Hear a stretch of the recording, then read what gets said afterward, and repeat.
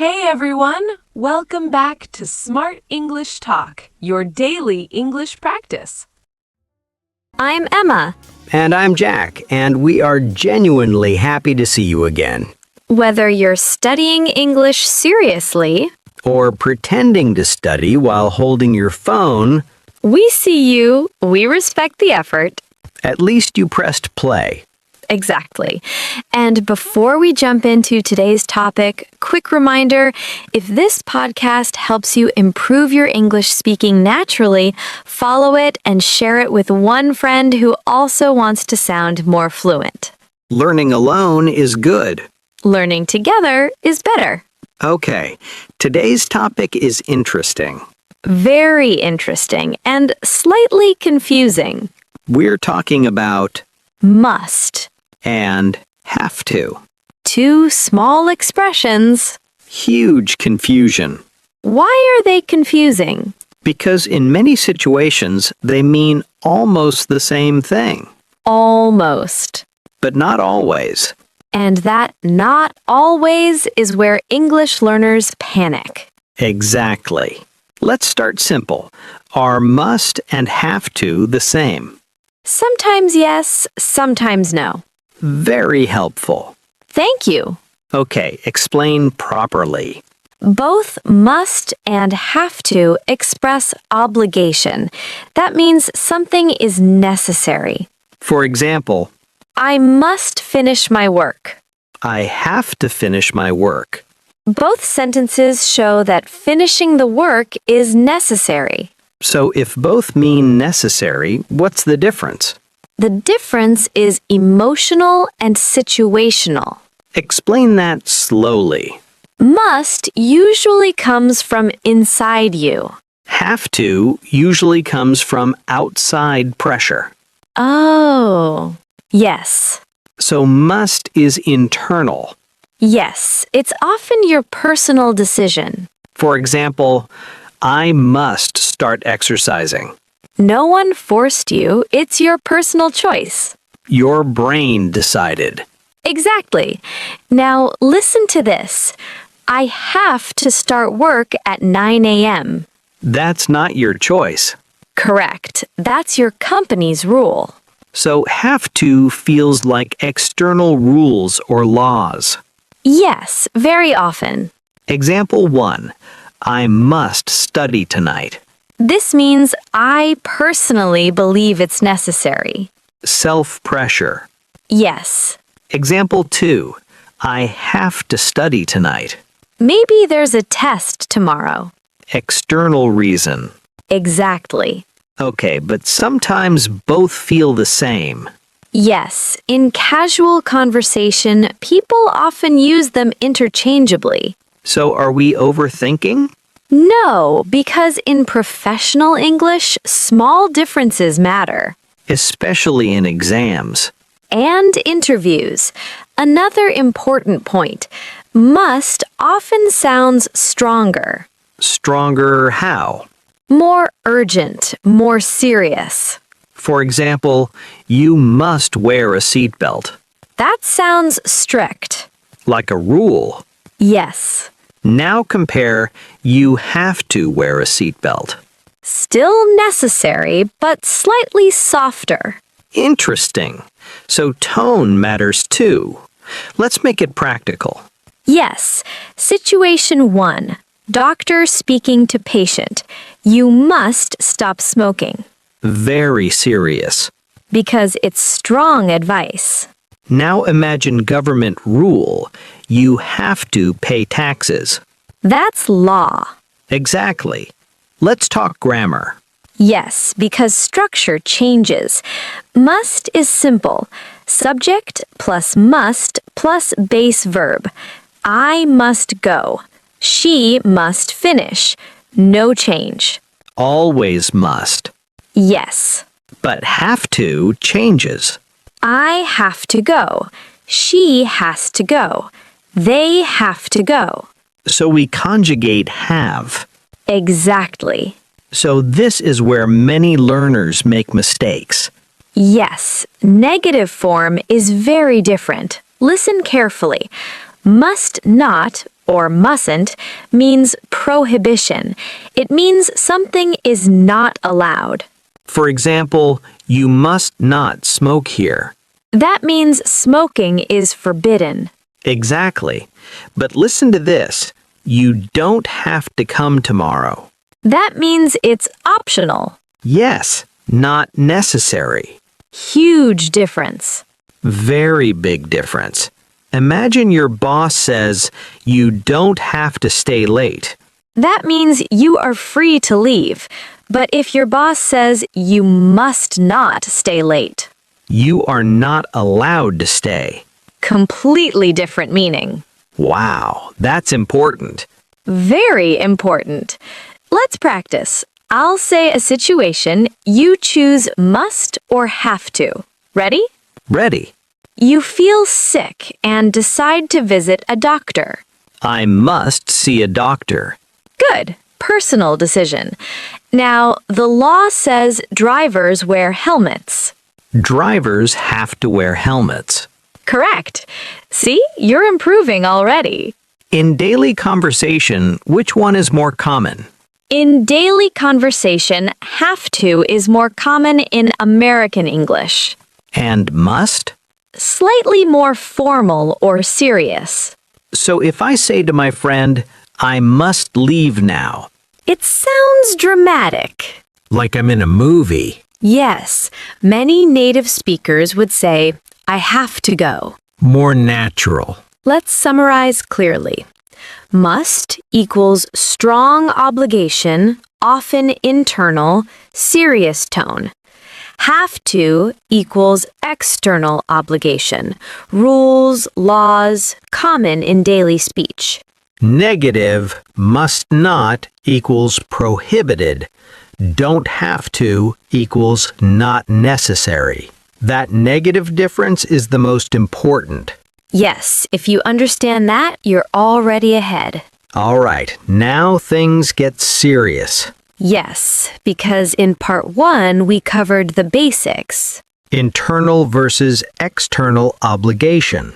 Strong versus normal tone. And the dangerous negative difference. Exactly. But now we're moving into the advanced zone. Yes, because must is not only for obligation. Oh, yes. Must also has another very powerful meaning. Logical conclusion.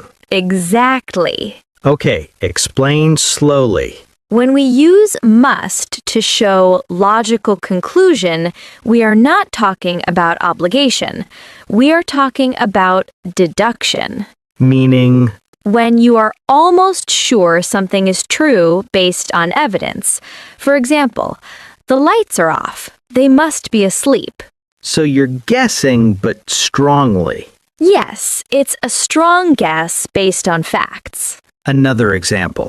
You studied all night. You must be tired. That's not a rule.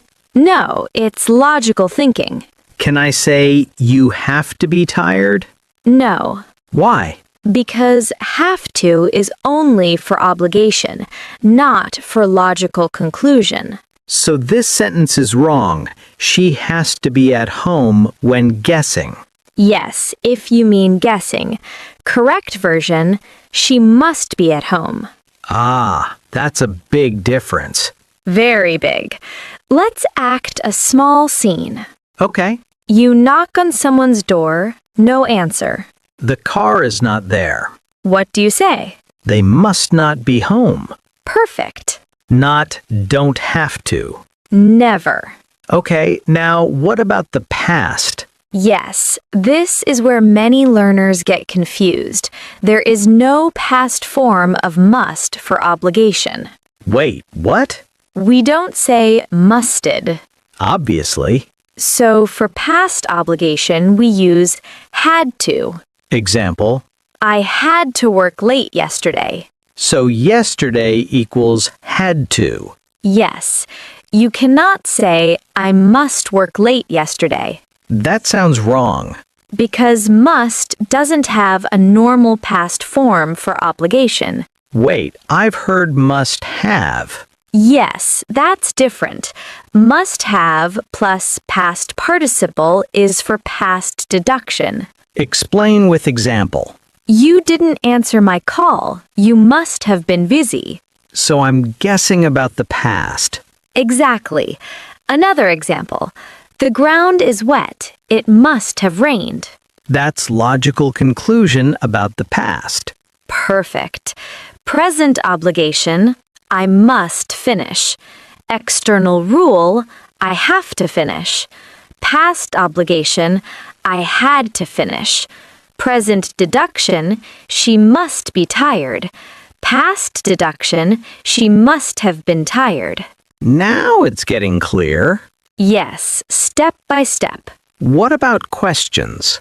Good question. We usually don't ask with must in normal conversation. Really? Yes, it sounds formal.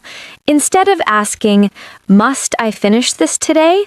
Most people say, do I have to finish this today? That sounds more natural. Exactly. Let's move to workplace situations. Good idea. Situation 1. Company rule. Employees have to wear ID badges. External rule. Situation 2. You feel responsible. I must improve my presentation skills. Personal motivation. Situation 3. Your manager sees you tired. You must be exhausted after that meeting. Logical conclusion. See how meaning changes?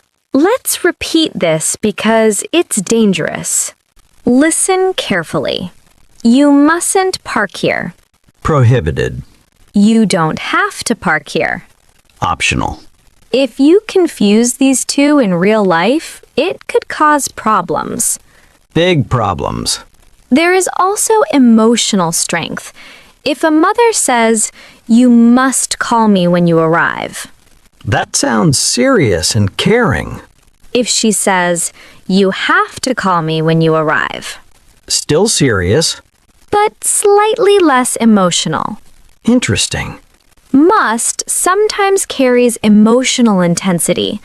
Let's test you. Situation. You see dark clouds. It must rain soon. Close. Correct grammar. It must rain is not natural. Better. It must rain soon is okay, but more natural. It must be going to rain. Ah, yes. Next situation. Yesterday you missed the bus. I had to take a taxi. Perfect. Next, teacher rule. Students have to submit homework on time. Excellent. Why is this topic important for fluency? Because modal verbs show confidence in speech. When you use must, have to, had to, and must have correctly, you sound natural and advanced. It's not just grammar, it's control. Exactly. Many English learners understand the rule, but when they start speaking, they panic. They freeze. Their brain suddenly becomes empty, and then they think, oh no, should I say must or have to? What if I say it wrong? And that fear blocks fluency. Yes, and that's why this final part is about automatic speaking, not overthinking, not memorizing rules again, but building instinct. Because real English is not spoken from grammar charts, it is spoken from habit. So let's build that habit right now. Imagine this situation. You are talking to your friend. Your friend says, I feel tired all the time. What would you say? You would probably say, you must rest more, not you have to rest more. Why? Because it's your strong personal advice. It comes from your heart. Exactly. Now change the situation.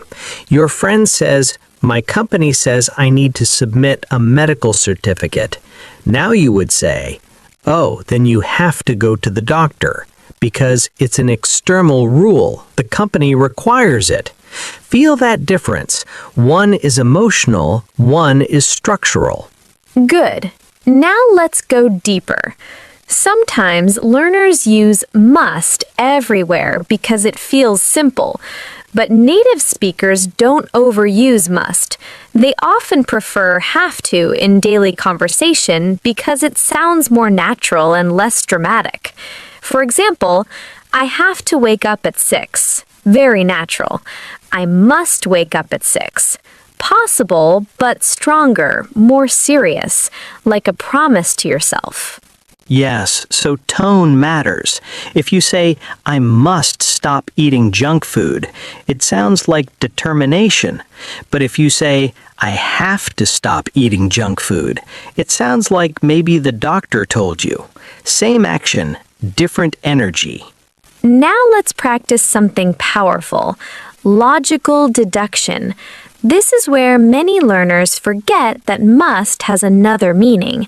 For example, you didn't sleep last night. Your eyes are red. I say, you must be exhausted. I'm not giving you obligation. I'm making a strong guess. Yes, that is a different use completely. You must be joking. You must be hungry. It means I am almost sure. We don't use have to here. Wrong, you have to be tired. That sounds strange. So remember, logical conclusion belongs to must. Now, let's clear one last confusion that can completely change meaning. Must not versus don't have to. Listen carefully. You mustn't park here. That means it is forbidden, maybe illegal. You don't have to park here. That means it is optional. You can park somewhere else if you want. One is prohibition, one is freedom. Huge difference. This is why grammar matters. One small word can change everything. Now let's do a fast reaction practice. I'll say a situation. Emma will respond quickly. Don't think too much, just feel. Situation 1. Government rule. You have to pay taxes. Good. Situation 2. Strong personal advice. You must drink more water. Situation 3. It's forbidden. You mustn't enter that room. Situation 4. It's optional. You don't have to come if you're busy. Perfect. See? When you stop overthinking, it becomes natural. And here's something important for confidence. If you make a mistake while speaking, it's okay. Communication is more important than perfection. If you say must instead of have to, people will still understand you 90% of the time. Fluency grows from courage, not fear. Yes, and remember something powerful. You must practice daily, but you don't have to practice for 3 hours. Even 10 focused minutes of speaking is enough if you are consistent. Small effort, big result. And consistency creates confidence. The more you speak, the less you panic. The less you panic, the more natural your grammar becomes. It's a cycle. Before we close, let's summarize in simple words. Use must when the feeling is strong and personal, when you are giving serious advice, when you are making a logical guess, when something is forbidden, must not. Use have to when the obligation comes from outside, when it's a rule, system, law, or requirement, when you need past or future forms. That's it. Clear, simple, practical. And one final motivational thought. You must believe that you can improve your English. You have to take action to make it happen. Belief without action changes nothing. Action without belief feels heavy. Combine both. If today's episode helped you understand this topic clearly, share it with one friend who is also learning English. And follow Talk Emma, the English podcast, for more real-life grammar that actually makes sense. Keep practicing, keep speaking, and remember, you mustn't give up